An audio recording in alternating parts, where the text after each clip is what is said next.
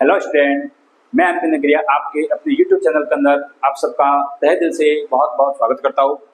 आज अपन क्लास 10 की जो साइंस है उसका चैप्टर जो फर्स्ट है केमिकल रिएक्शन एंड इक्वेशन के पार्ट 2 के अंदर पढ़ने वाले हैं केमिकल इक्वेशन को बैलेंस करना। जी हाँ दोस्तों, अब सीखेंगे आज रासायनिक इक्वेशन को किस प्रकार से बैलेंस करते हैं वो आज हम सीखने वाले हैं। ऐसे मैं आपको जानकारी के लिए बता दूं कि मैंने इसके लिए इस बैलेंस इक्वेशन को बैलेंस करने के लिए एक अलग से मैंने वीडियो बना दी है। अगर आपको और भी ज्यादा डिटेल से पढ़ना है, बहुत सारी इक्वेशन को लेकर के, बहुत सारे एग्जाम्पल को लेकर के, तो आप मेरी दूसरी वाली वीडियो के अंदर आप देख सकते हो। उसका लिंक मैं अपने डिस्क्रिप्शन के अंदर दे दूंगा। फिलहाल आज अपन जो पढ़ने वाला है, यहाँ पर अपन क्या कर रहे हैं, चैप्टर के अंदर चल रहे हैं, तो चैप्टर के अंदर अपन कुछ ही एग्जाम्पल को रिप्रेजेंट करेंगे और वो भी आपके लिए बहुत ही अच्छे साबित होने वाले हैं। तो देखिए, बात करते हैं अपन केमिकल इक्वेशन को बैलेंस करने का तरीका। सबसे पहले आपको ये देखना है कि दोस्तों केमिकल इक्वेशन है बैलेंस जो है किसे कहते हैं। तो देखो, मैंने आपको कल बताया था कि आपके सामने एक रिएक्शन दिख रही है और रिएक्शन में यहाँ पर जो दो मैटर दिख रहे हैं, इन मैटर के बीच में प्लस का मतलब क्या होता है, इनके बीच में रिएक्शन होती है। क्या होती है? रिएक्शन होती है। इनका मतलब इनके बीच में अभिक्रिया होती है। अभिक्रिया होती है तो इनको अपन कहते हैं अभिकारक। इट मीन्स रिएक्टेंट, रिएक्शन करने वाले रिएक्टेंट। और जब इन दोनों के बीच में रिएक्शन होगी तो एक न्यू मैटर बनेगा, एक नया पदार्थ बनेगा जिसको हम बोलते हैं प्रोडक्ट। इट मीन्स उत्पाद। तो अपन को ये देखना है बैलेंस किसे कहेंगे, कोई भी इक्वेशन बैलेंस कब होगी। इसका मतलब ये हुआ कि यहाँ पर जो रिएक्टेंट है उसके अंदर आपको देखने के एटम के नंबर कितने, उतने के उतने एटम के नंबर आपके प्रोडक्ट के अंदर भी होने चाहिए। अगर same number of reactant and same number of other product है तो उस इक्वेशन को कहेंगे अपन बैलेंस इक्वेशन, मतलब रासायनिक संतुलित समीकरण कहेंगे। चलिए अपन देख लेते हैं कि ये जो इक्वेशन है वो बैलेंस है या नहीं है। अगर होगी तो कुछ बात नहीं है, अगर नहीं होगी तो हमको इसको बैलेंस करना हम सीखेंगे इस चैप्टर के अंदर। ओके, तो देखिए, जैसे आपके सामने यहाँ पर एक रिप्रेजेंट हो रही है इक्वेशन। यहाँ पर मैंने जिंक लिया और जिंक को मैंने सल्फ्यूरिक एसिड के साथ रिएक्शन करवाया, तब जाके आपका जिंक सल्फेट और H2 गैस, हाइड्रोजन गैस निकल गई। और इसका मैंने टेस्ट आपको कल के वीडियो के अंदर बता दिया था। इसका टेस्ट है पॉप टेस्ट, मतलब पॉप की साउंड उत्पन्न होती है। अब यहाँ पर देखिए, मैं आपको बोलूं, ये जो है इनको अपन क्या कहते हैं, इनको अपन कहते हैं अभिकारक। क्या कहते हैं बड़ा? अभिकारक। इंग्लिश में इसका नाम हो जाएगा रिएक्टेंट। और यहाँ जो न्यू मैटर बनता है उसको अपन कहते हैं उत्पाद। क्या कहते हैं? उत्पाद। It means product. यहां तक तो आपको क्लियर है। अब यहाँ पर देखना है कि रिएक्टेंट के अंदर एलिमेंट है, मतलब जो एटम का जो नंबर है, और प्रोडक्ट के अंदर जो एलिमेंट का नंबर है वो आपका सेम होना चाहिए। तो यहाँ पर देखते हैं, यहाँ पर रिएक्टेंट के अंदर कौन कौन से आपको एलिमेंट दिख रहे हैं। एक तो आपको दिख रहा है जिंक। क्या दिख रहा है? जिंक दिख रहा है। एक दिख रहा है आपको हाइड्रोजन, एक दिख रहा है सल्फर, दूसरा दिख रहा है ऑक्सीजन। ये सल्फर और ये ऑक्सीजन, ये चारों के चारों एटम आपके प्रोडक्ट के अंदर भी है। तो ये सेम टू सेम आपको यहाँ पर लिख लेना है। जिंक, फिर हाइड्रोजन, फिर सल्फर, फिर ऑक्सीजन। अब आपको देखना है कि ये जो चार एलिमेंट है, इन चार एलिमेंट का आपके यहाँ पर कितना कितना एटम के नंबर दे रखा है। तो यहाँ पर देखो, इस पूरे के अंदर जिंक कितना, ओनली फॉर 1 नहीं है, तो यहाँ पर लिखेंगे हम 1। हाइड्रोजन कितना, यहाँ पर 2 है। देखो एटम के नंबर कितने, 2 है, तो यहाँ पर लिखेंगे 2। सल्फर नंबर में कितना, 1 है, तो यहाँ 1 लेंगे। और ऑक्सीजन आपका नंबर में 4 है, तो यहाँ 4 लिख लेंगे। ओके, ये काम आपको प्रोडक्ट के अंदर भी करना है। तो देखिए, यहाँ पर जिंक कितना, यहाँ पर जिंक अकेला बचा है, तो यहाँ पर भी आपको 1 ही लिखना पड़ेगा। यहाँ पर हाइड्रोजन आपके कितने निकले हैं, 2 है, तो 2 लिख लेंगे। सल्फर यहाँ पर 1 है, 1 आ गया, और ऑक्सीजन यहाँ पर आपको दिख रहा है 4। ओके, अब इतना करने के बाद एक बार बैलेंस कीजिए। देखो, रिएक्टेंट का जिंक कितना, 1 है, यहाँ पर 1 है, मतलब ऑलरेडी बैलेंस है। हाइड्रोजन 2 है, तो यहाँ पर भी आपके हाइड्रोजन 2 दिख रहे हैं, मतलब ये भी आपका बैलेंस है। सल्फर आपका 1 है, यहाँ पर भी सल्फर आपका 1 है, मतलब बैलेंस है।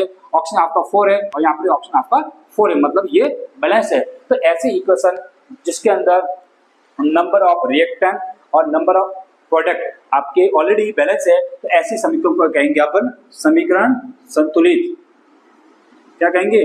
समीकरण, रासायनिक संतुलित समीकरण कह सकते हैं, या बैलेंस ऑफ केमिकल इक्वेशन। समझ में आ गया? समझ में आ गया? ओके, तो इसको हम कहेंगे संतुलित रासायनिक समीकरण, बैलेंस इक्वेशन। ठीक है, अब हम ऐसी इक्वेशन के बारे में पढ़ेंगे जो बैलेंस नहीं है, तो उसको हम बैलेंस करने का प्रयास करेंगे। ओके, चलिए बात चलिए हम बात करते हैं यहाँ पर इस इक्वेशन के बारे में। यहाँ पर एक दे रखा आपको Fe मतलब आपका होता है आयरन, और यहाँ पर इसकी रिएक्शन हो रही है आपके H2 से, और यहाँ पर बन रहा है Fe3O4 प्लस H2। तो सबसे पहले अपन देखेंगे कि ये कौन है, आपके अभिकारक है। कौन है? अभिकारक, जिसको अपन कहते हैं रिएक्टेंट। और यहाँ पर ये जो बन रहा है ये आपके उत्पाद है, इट मीन्स प्रोडक्ट। क्लियर? सबसे पहले अपने अभी क्या बात किया था कि यहाँ पर रिएक्टर में जो भी एटम है उनका आपको नाम लिखना है। एक तो आपको दिख रहा है Fe, एक आपको दिख रहा है H, और तीसरा आइटम आपको दिख रहा है O। Fe, H, O तीन एटम है। ये के एटम आपको यहाँ पर भी होंगे, Fe, H और O। अब सबसे पहले आपको काम करना है, इसका नंबर लिखना है। Fe आपका कितना एलिमेंट है? एक ही है। हाइड्रोजन यहाँ पर संख्या में 2 है, और ऑक्सीजन का नंबर आपके 1 है। ओके, ये क्या काम यहाँ पर करना है? Fe आपके नंबर में कितने 3 दिख रहे हैं, और हाइड्रोजन आपके नंबर दिख रहे 2, ऑक्सीजन आपका नंबर दिख रहे 4। ओके, अब यहाँ पर देखिए Fe1 यहाँ पर 3, हाइड्रोजन 2 यहाँ पर 2, ये तो चलो बैलेंस है। ऑप्शन 1 और यहाँ पर है 4, मतलब यहाँ पर रिएक्टेंट के अंदर जो एटम के नंबर है और प्रोडक्ट के अंदर जो एटम के नंबर है वो दोनों बैलेंस नहीं है। तो ऐसी इक्वेशन जिसमें number of reactant and number of product दोनों समान नहीं होते हैं, जिसमें अभिक्रिया संतुलित नहीं होती है, तो ऐसी समीकरण को अपन क्या बोलेंगे? हिंदी में उसका नाम बोलते हैं कंकाली समीकरण। क्या कहेंगे ऐसे समीकरण को? कंकाली समीकरण। इंग्लिश में इसको बोलते हैं स्केलेटन इक्वेशन। क्या बोलेंगे? Skeleton equation. ये आपको याद नहीं है, मतलब क्या बोलेंगे? ऐसी रिएक्शन जिसके अंदर रिएक्टेंट के जो नंबर ऑफ एटम है और प्रोडक्ट के जो नंबर ऑफ एटम है वो दोनों समान नहीं होते, मतलब समीकरण संतुलित नहीं होती है, आपकी इक्वेशन बैलेंस नहीं होती है, तो ऐसी रिएक्शन को या ऐसी इक्वेशन को बोलेंगे कंकाली समीकरण, इट मींस स्केलेटन इक्वेशन। ठीक है, चलो ये तो बात होगी। अब बात करते हैं कि सर इस इक्वेशन को अपन सॉल्व कैसे करेंगे, इसको अपन बैलेंस कैसे करेंगे। तो देखो मैंने आपको बताया हुआ है अपने पीछे वाले वीडियो के अंदर कि किसी भी इक्वेशन को बैलेंस करने के लिए सबसे पहले आपको उसमें देखना है कि एक तो ऑक्सीजन और दूसरा एटम होता है हाइड्रोजन। सबसे पहले इन दो एटम को आपको क्या करना है? बैलेंस करना है। अब आप बोलेंगे सर ऑक्सीजन और हाइड्रोजन को ही बैलेंस सबसे पहले क्यों किया जाए? क्योंकि देखो मैं आपको एग्जाम्पल तो जिस प्रकार से इंग्लिश के अंदर कोई भी अगर लेटर होगा, कोई भी अगर वर्ड होगा, उसके अंदर कंपल्सरी क्या होता है? प्रेजेंट वॉवल्स होते हैं, AEIOU। इनके बिना कोई भी वर्ड अधूरा होता है ना। उसी प्रकार अगर मैं केमिस्ट्री के अंदर किसी भी रिएक्शन की अगर बात करूं तो हर रिएक्शन के अंदर आपको एक ऑक्सीजन और दूसरा आपको हाइड्रोजन, इन दोनों एटम में से कोई ना कोई तो आपको मिलेगा ही, कोई ना कोई तो आपको मिलेगा ही। इसलिए मैं कह रहा हूँ कि किसी भी रिएक्शन को बैलेंस करने से पहले सबसे पहले उसको बैलेंस करना है आपके नंबर ऑफ हाइड्रोजन और नंबर ऑफ ऑक्सीजन। इसमें करने से क्या होगा? इसको करने से बाकी जो एटम होंगे या तो वो ऑलरेडी अपने आप इसको बैलेंस हो जाएंगे, या अगर नहीं हो जाएंगे तो लास्ट में हम उसको भी कर लेंगे। चलिए एक बार प्रयास करते हैं। तो देख रहा है अब यहाँ पर आपके हाइड्रोजन तो बैलेंस दिख रहा है, दो दिख रहा है, लेकिन ऑक्सीजन बैलेंस नहीं है। तो सबसे पहले अपन ऑक्सीजन को बैलेंस करेंगे। तो यहाँ पर अपन लाइन लिखेंगे, ऑक्सीजन को बैलेंस करने पर टू बैलेंस ऑफ ऑक्सीजन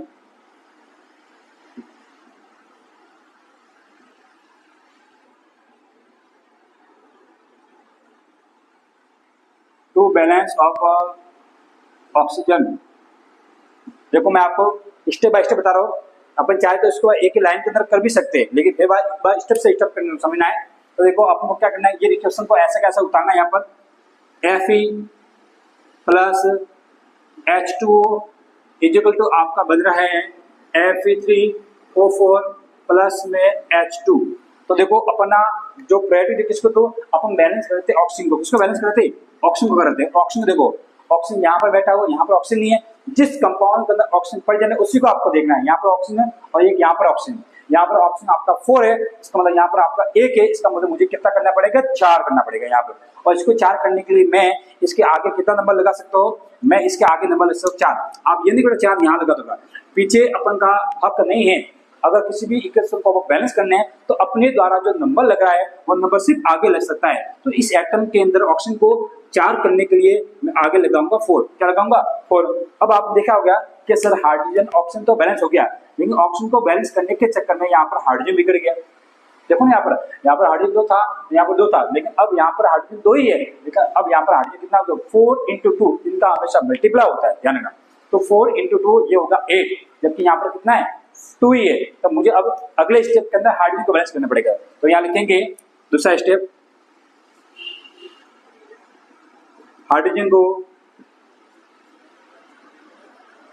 संतुलित करने पर to balance of hydrogen, to balance of hydrogen.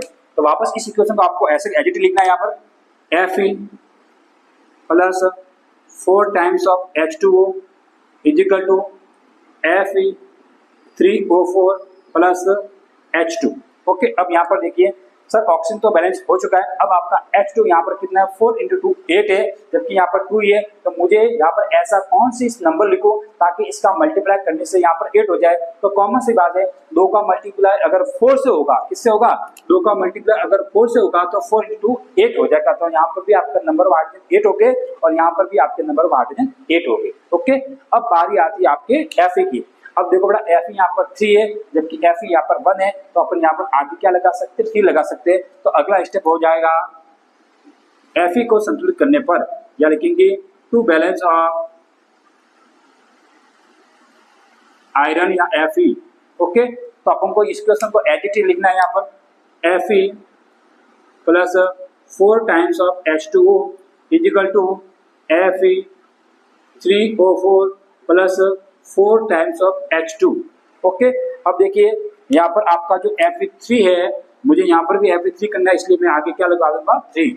अब यहाँ पर देखो ये इक्वेशन बैलेंस हो चुकी है, आपके Fe3 O आपके 4 है, तो यहाँ पर भी O आपके 4 है। हाइड्रोजन यहाँ पर 2 × 4 8 है, जबकि यहाँ पर भी हाइड्रोजन आपकी 8 है। तो यहाँ पर आपकी समीकरण जो इक्वेशन है वो बैलेंस हो चुकी है। ठीक है, समझ में आ गया होगा। अब इसमें सबसे मोस्ट इम्पोर्टेंट बात क्या है, ये इक्वेशन जो अपन सॉल्व कर रहे हैं कि इस इक्वेशन को अपन जो संतुलित कर रहे हैं, बैलेंस करने, इस मेथड को, इस विधि को अपन क्या कहते हैं, इस विधि को अपन कहते हैं हीट एंड ट्रायल विधि। कौन सी विधि कर रहा है, हीट एंड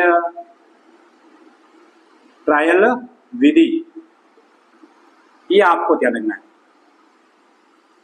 केमिकल इक्वेशन को बैलेंस करने की जो मेथड है, केमिकल इक्वेशन को जो संतुलित करने की जो मेथड है, जो विधि है, उस विधि का नाम क्या है, हीट एंड ट्रायल विधि। ये एग्जाम, ये जो बोर्ड है, ये जो क्वेश्चन है वो एग्जाम के अंदर कितनी बार आ चुका है, ये वेरी वेरी इंपॉर्टेंट, ध्यान रखना।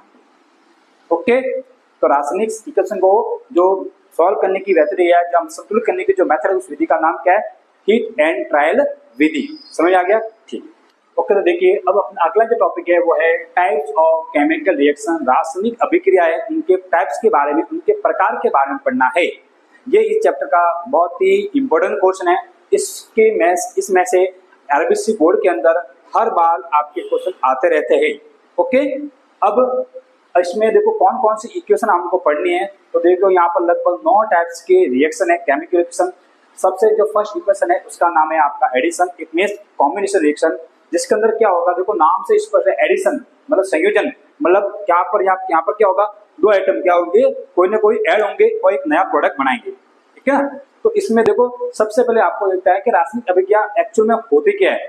तो रासायनिक जो समीकरण होती है, रासायनिक जो अभिक्रिया होती है, केमिकल इक्वेशन है, उसके अंदर हमेशा एक तो बॉन्ड जो होते हैं एटम के बीच में, जो बॉन्ड थे, बॉन्ड मतलब बंध, या तो टूटते या नए बनते, उसके टूटने से या नया बनने से हमेशा एक नए प्रकार का प्रोडक्ट बनता है, उसको अपन क्या कहेंगे, रासायनिक समीकरण कहेंगे। ठीक है, तो दूसरे टाइप्स की जो रिएक्शन है उसका नाम है वियोजन, इट मींस उसका नाम है अपघटन अभिक्रिया। इसका एक वियोजन और इसका दूसरा नाम है अपघटन।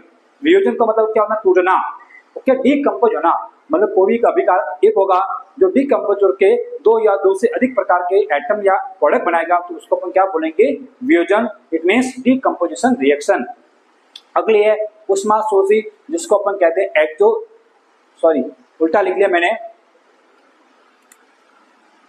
ऊष्माशोषी और ऊष्माक्षेपी, ये आपके इसके और ये वाला अगर इसका है, ठीक है ना।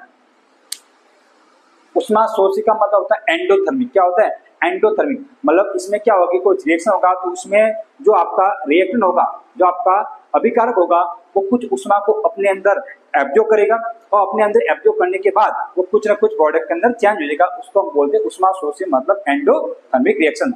नेक्स्ट रिएक्शन है आपकी ऊष्माक्षेपी, उष्माक्षेपी का मतलब क्या होता है, एक्जोथर्मिक, मतलब जो उष्मा होगी, जो एनर्जी होगी, वो आपके रिएक्शन के दौरान क्या निकलेगी, बाहर निकलेगी, बाहर इमिट हो जाएगी। तो ऐसी रिएक्शन को हम बोलेंगे उष्माक्षेपी, इट मींस एक्जोथर्मिक।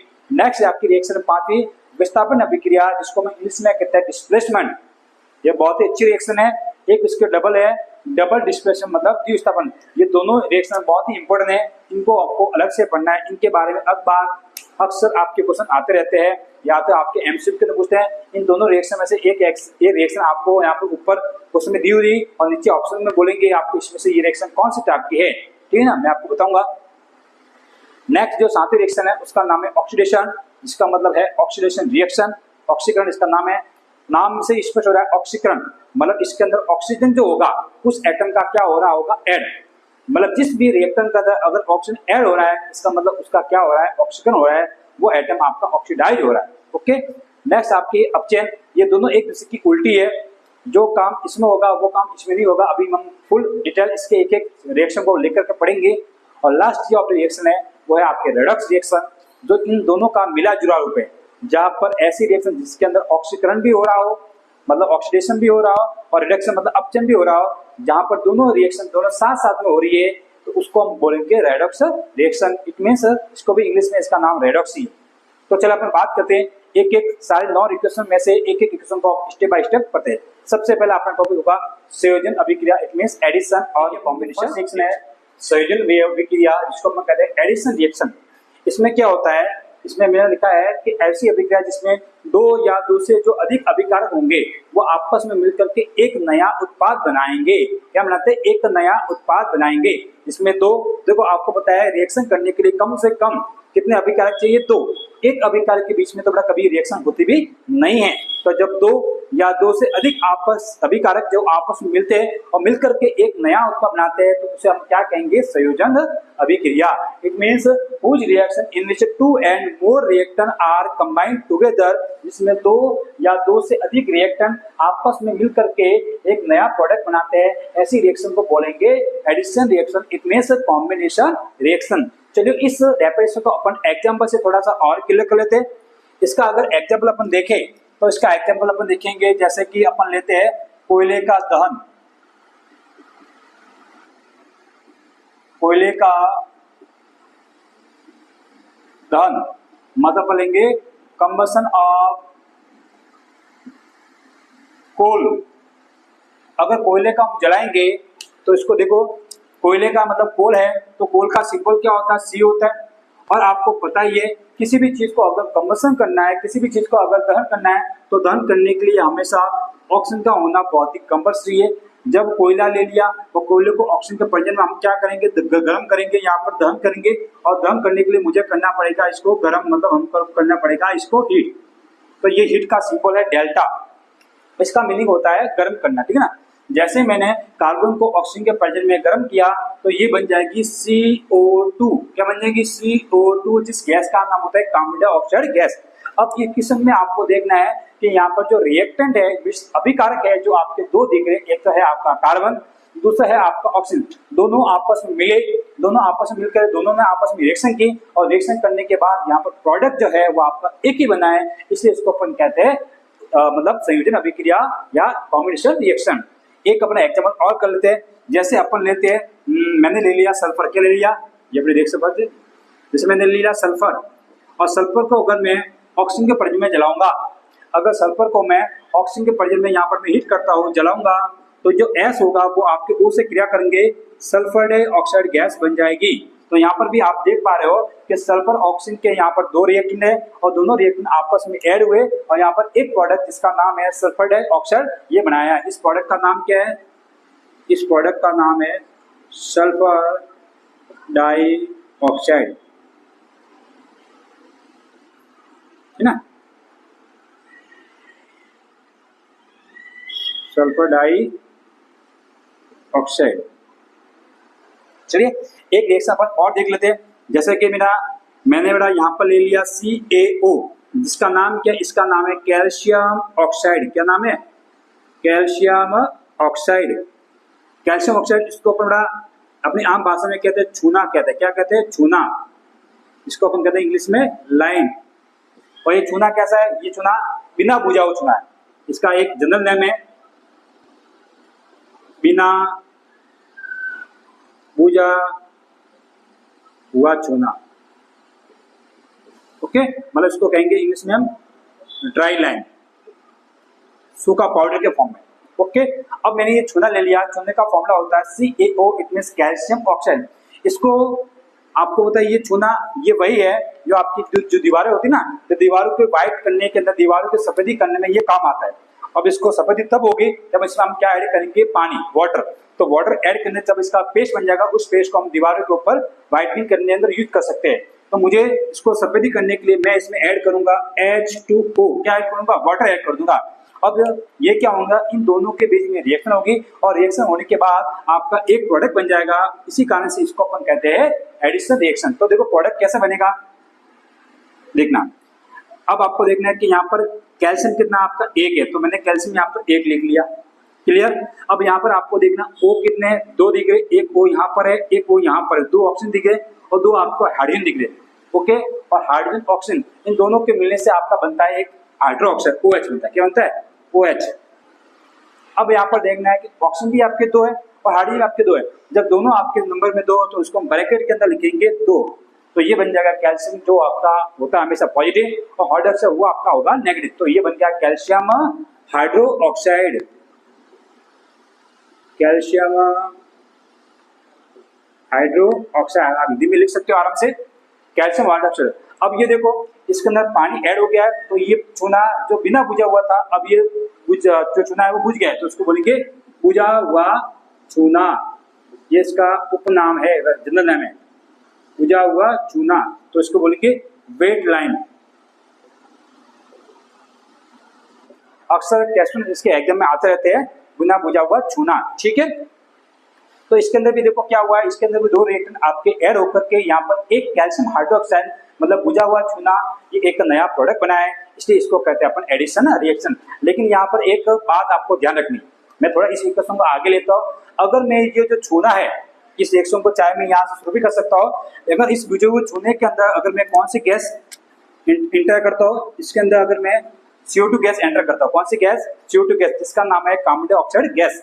तो जो बुझा हुआ चूना है मतलब आपका जो कैल्शियम हाइड्रोक्साइड है, अगर मैं इसमें CO2 गैस अधिक मात्रा में डालूं, मतलब हाई क्वांटिटी के अंदर डालूं, तो ये चेंज हो जाएगा आपके मार्बल के अंदर। किसमें जाएगा, मार्बल, जी हाँ, पत्थर, जिसको अपन हिंदी में कहते हैं संगमरमर। देखो कैसे चेंज हो रहा है, आपका जो कैल्शियम है वो आपका ऐसा का ऐसा एडिटिंग यहाँ रहेगा। अब यहाँ पर देखिए आप, ये CO2 है, कैल्शियम आपका पॉजिटिव है, तो पॉजिटिव के साथ में हमेशा नेगेटिव मिलता है, तो यहाँ पर ये CO2 नेगेटिव है, क्योंकि ये तो इसके साथ ऐड ही है, इसका मतलब ये रिएक्शन इससे तो करेगा, है ना। तो ये जब इसके साथ रिएक्शन करा तो CO2 कुछ कंपाउंड होता नहीं, तो यहाँ पर देखो O भी कितने 2 और यहाँ पर H भी कितने 2, तो यहाँ का एक ऑक्सीजन आपके यहाँ चला जाएगा ताकि ये CO3 हो जाएगा। अब CO3 बंद करके इसमें ऐड हो जाएगा, तो CaCO3 और CaCO3। अब बच गया क्या, आपके 2 H बच गए यहाँ पर और एक यहाँ का ऑक्सीजन बच गया, तो ये बच गया आपका H2O। क्या बच गया, H2O। तो ये जो बना है इसका नाम है आपका कैल्शियम कार्बोनेट। क्या नाम है, कैल्शियम कार्बोनेट, हिंदी में आप लिख सकते हो। और कैल्शियम कार्बोनेट को कहते हैं इंग्लिश में मार्बल। ये आपका मार्बल का फॉर्मूला है, क्या फॉर्मूला है, इसको आप हिंदी में कहते हैं संगमरमर का फॉर्मूला। तो अगर आपको बोले संगमरमर है मतलब इट मींस आपका जो मार्बल है जो अपन घर के अंदर फ्लोरिंग करने के लिए काम में लेते हैं, हाँ वही मार्बल, ठीक है ना।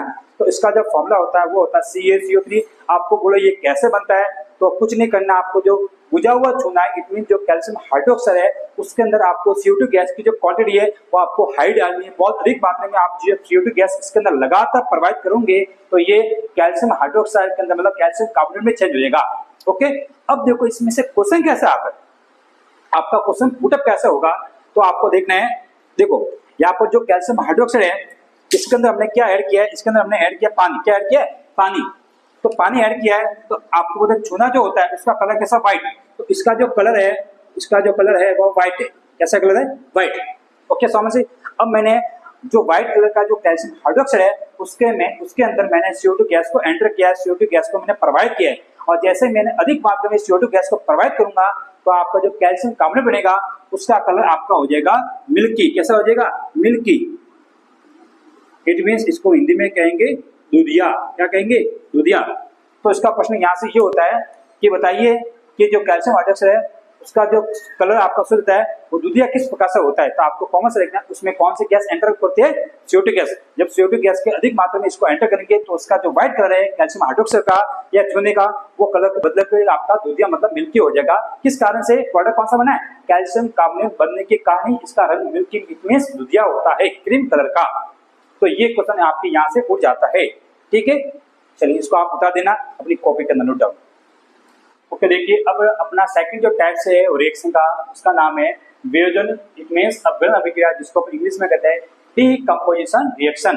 देखो नाम से स्पष्ट हो रहा है, डीकंपोज मतलब किसी रिएक्टेंट का टूटना।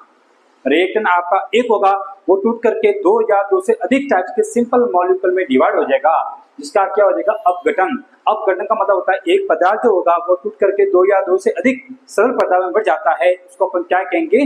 वियोजन अभिक्रिया। तो देखिए यहाँ पर लिखा हुआ है कि ऐसी अभिक्रिया जिसके अंदर एक अभिकारक टूटकर दो या दो से अधिक सरल अणुओं के अंदर विभाजित होता है, सरल अणुओं के अंदर टूट जाता है, उसको अपन क्या बोलेंगे? वियोजन अभिक्रिया। Whose reaction in which one reactant is break into two and more simple molecule, जिसमें आपका जो रिएक्टेंट एक होता है वो आपके दो या दो से अधिक सिंपल मॉलिक्यूल के अंदर टूट जाता है, ब्रेक हो जाता है। ठीक है, सबसे मेन बात यहाँ पर है कि ये जो अभिक्रिया होती है वो कैसे होती है? अनुत्क्रमणीय या फिर इरिवर्सिबल। इनमें कैसा होता है? मतलब इसके अंदर जो रिएक्टेंट है वो टूट करके आपका प्रोडक्ट बना देगा। अब ये जो प्रोडक्ट है वो कभी भी किसी भी कंडीशन में वापस रिएक्टेंट मतलब पहले वाले स्टेज के अंदर नहीं आ सकता है। तो जो एक बार बन गया वो फिक्स है, जो वापस नहीं आ सकता तो उसको हम क्या बोलेंगे? इरिवर्सिबल मतलब उत्क्रमणीय अभिक्रिया। तो अब देखो अपन पढ़ी कौन से? हम पढ़ रहे इनके टाइप्स कौन से टाइप्स है? रासायनिक समीकरण की। तो रासायनिक इक्वेशन में होता है क्या है कि प्रोडक्ट जो बन गया है वो फिक्स है, वो स्थायी है, वो कभी भी आपके इनिशियल स्टेज मतलब आपकी प्रारंभिक अवस्था में लौट कर आने वाला नहीं है। नेक्स्ट यहाँ पर होता है किस अभिक्रिया में जो अभिकारक का जो अपघटन हो रहा है, मतलब अभिकारक जो रिएक्टेंट आपको टूट रहा है वो ऐसे बड़े बड़े टूटेगा नहीं, उसके पीछे कुछ न कुछ कारण होता है। तो रिएक्टेंट का टूटना है वो टूटना किस पे डिपेंड कर रहा है? उष्मा के ऊपर या विद्युत के परिजन में टूटेगा। अगर मान लो को अभिकारक को रिएक्टेंट है अगर वो उष्मा की परिजन में टूट रहा है तो उसको हम बोलेंगे उष्मीय अपघटन, हीट डिकम्पोजिशन। क्या बोलेंगे? Heat decomposition. यदि कोई पदार्थ यदि कोई अभिकारक आपका विद्युत की परिजन में अगर टूट रहा है, ब्रेकडाउन हो रहा है, तो उसको बोलेंगे विद्युत अपघटन, इलेक्ट्रोलाइसिस। क्या बोलेंगे? इलेक्ट्रोलाइसिस। चलिए इसके ऊपर एग्जाम्पल से क्लियर कर लेते हैं। थोड़ा देखो एग्जाम्पल है, तो एग्जाम्पल के अंदर मैं आपके लाता हूँ सामने। जैसे मैंने एक लिया 2KClO3, 2KClO3 इसका नाम है पोटेशियम क्लोरेट, इसका नाम है पोटेशियम क्लोरेट। अब ये देखो आपके सामने मैंने एक रिएक्टेंट लिख लिया है। अब ये जो होगा ये आपकी हीट के परिजन में, यहाँ पर क्या होगा? इसका हीट के परिजन में अगर ये पदार्थ ये जो रिएक्टेंट है अगर हीट की परिजन में अगर डीकंपोज हो रहा है, अगर उष्मा की उपस्थिति में अगर अपघटन हो रहा है तो उसको बोलेंगे हम उष्मीय अपघटन। क्या बोलेंगे? इसको बोलेंगे हम हीट डीकंपोजिशन, इसको हम बोलेंगे उष्मीय अपघटन। समझ आ गया? जिस अभिकारक या जो अभिकारक है अगर उष्मा की परिजन में अगर वो टूट रहा है, ब्रेकडाउन हो रहा है, तो उसको बोलेंगे उष्मीय अपघटन। अब देखिए ये आपका रिएक्टेंट एक है, अब ये रिएक्टेंट एक है तो टूट करके दो पदार्थ बढ़ जाएगा। अब टूटेगा कैसे गया? आप देखो यहाँ पर यह आपको दिख रहा है KCl, तो KCl एक बन जाएगा और ऑक्सीजन अलग हो जाएगा। तो यहाँ पर देखिए जो KCl है वो बन जाएगा। अब देखो यहाँ पर जो आगे दो लगा हुआ है, आगे दो लगने का मतलब क्या है? KCl भी दो है और ये जो दो है वो आपके ऑक्सीजन के ऊपर भी वर्क कर रहा है। तो एक तो 2KCl बाहर निकल जाएगा, ये नहीं बाहर निकल जाएगा आपका 2KCl प्लस अब यहाँ पर क्या बाहर निकले? ऑक्सीजन। दूसरा आपके हो जाएगी यहाँ पर ये जो ऑक्सीजन के हैं, अब यहाँ पर ऑक्सीजन के 3 एटम ये और दो का मल्टीप्लाई 3 से हो जाए कितने हो जाएगा? 6 एटम ऑक्सीजन के। तो आपको बताया कि ऑक्सीजन जो निकलता है वो हमेशा O2 के कितने फॉर्म में निकलता है? O2 के फॉर्म में निकलता है। बट यहाँ पर ऑक्सीजन के एटम कितने हैं? 3 × 2 मतलब 6 है। तो मुझे यहाँ पर 6 करने के लिए मैं आगे कितने लगाऊंगा? 3 लगाऊंगा, तो 3 एक्शन आपके O2 के निकल जाएंगे। इस प्रकार ये जो KCl है इसका नाम हो जाएगा पोटेशियम क्लोराइड, मतलब पोटेशियम क्लोराइड। तो यहाँ पर देख सकते हो आप, यहाँ पर रिएक्टेंट आपका जो आपके हीट के द्वारा डीकंपोज को होकर के दो सिंपल मॉलिक्यूल मतलब एक तो आपका है आपका पोटेशियम क्लोराइड और दूसरा है आपका डाइऑक्सीजन के फॉर्म में आपको बिल्कुल डिकम्पोज होते हैं। एक एग्जांपल और देख लेते हैं, जैसे कि अपन लेते हैं फेरस सल्फेट FeSO4। इसका नाम क्या है? इसका नाम है फेरस सल्फेट, हिंदी में आप लिख सकते हो। तो ये भी क्या होगा, दो या दो से अधिक टाइप के मॉलिक्यूल के अंदर डिवाइड हो जाएगा। अब आपको देखना है कि जो FeSO4 है, मतलब जो फेरस सल्फेट है, यहाँ पर जो Fe है जो आपका होता है, ये मेटल है, तो मेटल हमेशा होगा आपका पॉजिटिव चार्ज वाला।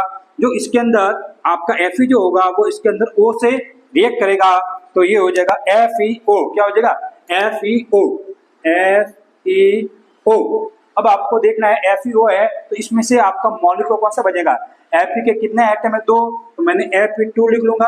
अब यहाँ पर ऑक्सीजन के आपको एटम देखने हैं, ऑक्सीजन के एटम यहाँ पर कितने? 4 है, तो आगे लगा हुआ 2, तो 2 का मल्टीप्लाई 4 से हो जाएगा, मतलब ऑक्सीजन के टोटल एटम है यहाँ पर 8। कितने? 8। तो 8 में से 3 एटम आपको यहाँ पर लाने हैं Fe2O3।